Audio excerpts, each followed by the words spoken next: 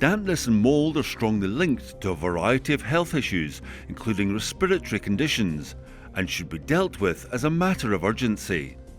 But how do you control mould growth and condensation? Firstly is to look at ways to reduce the amount of moisture vapour in the air, which is sometimes easier said than done. Ventilation encourages air movement, which reduces the risk of moisture-laden air from condensing on cold surfaces. Ventilation measures can range from simply opening the windows to installing humidity-controlled extractor fans or even positive input ventilation systems.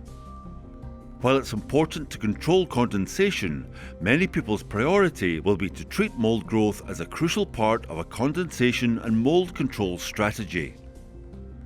The Dry Zone Mould Removal and Prevention Kit is a highly effective two-part system that is specifically designed to not only eliminate mould stains, but also to eradicate the mould itself and prevent its regrowth.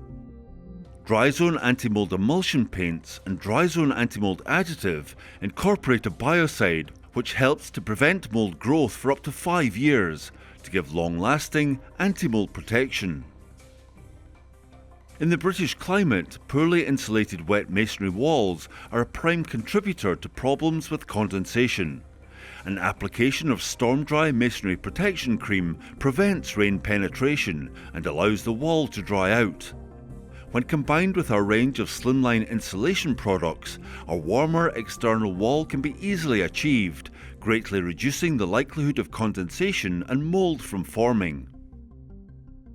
For further details or to discuss any inquiries relating to mould growth or condensation control, please get in touch.